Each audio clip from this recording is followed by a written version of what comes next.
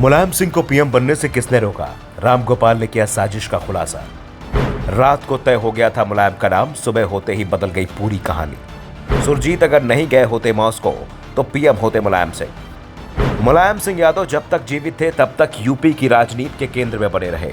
UP के CM बने, देश के रक्षा मंत्री बने, लेकिन देश की सबसे बड़ी कुर्सी यानी पीएम पद के करीब भी पहुंचे, लेकिन करीब पहुंचकर भी पीएम नहीं बन पाए। एक बार नहीं बल्कि 2 बार ऐसा मौका आया जब मुलायम सिंह यादव का नाम पीएम पद के लिए चला और सबसे आगे होते हुए भी वो पीछे रह गए।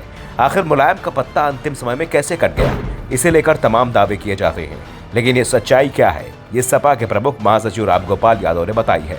उन्होंने कहा कि जिस बैठक में प्रधानमंत्री पद पर चर्चा हुई थी उसमें वो खुद शामिल थे और उस दिन क्या हुआ ये सभी को जानना भी जरूरी है। जिस दिन प्रधानमंत्री का फैसला होने वाला था, सारी रात आंध्र प्रदेश भवन में मीटिंग चली। नेताजी वहां नहीं गए तो मैं भी वहां नहीं गया था। सवेरे 4 बजे उस समय के सीपीएम के महासचिव हरिकिशन सिंह सुरजीत ने कहा कि 90% लोग मुलायम सिंह यादव के पक्ष में हैं। फाइनल हो गया है।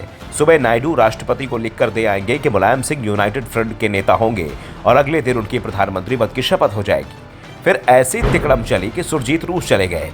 मैंने कहा आप कल चले जाओ, तो वो बोले कि नहीं, वहां जाना जरूरी है। अगर सुरजीत मॉस्को ना गए होते तो नेताजी ही प्रधानमंत्री बने होते। रामगोपाल यादव ने कहा कि ये बहुत बड़ी साजिश थी कि मुलायम सिंह प्रधानमंत्री ना बनने पाए। तब एक आदमी इंद्र कुमार गुजराल, जिसे वो समझते थे कि कम्युनिस्ट है, तो उसे प्रधानमंत्री बना दिया था।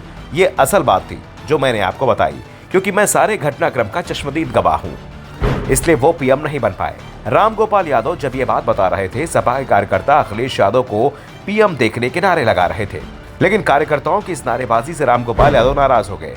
उन्होंने कहा कि नारेबाजी से कुछ नहीं होता, आप लोग चुनाव के समय मेहनत करेंगे नहीं, सपा को 5 से 10 सीट मिलेगी और बात करेंगे पीएम बनाने की। अगर 2024 के लोकसभा चुनाव में सपा कार्यकर्ता मेहनत करें और आपकी पार्टी 40 सीटें जीतती है तो हम कह सकते हैं कि अखिलेश यादव को प्रधानमंत्री बनाइए, नहीं तो कोई दूसरा प्रधानमंत्री बनेगा। मुलायम सिंह यादव भी जिंदगी भर यही कहते रहे कि अगर यूपी से सपा को 40 से 50 सीटें मिल जाती हैं तो दिल्ली में पीएम वो ही होगा जिसे सपा चाहेगी।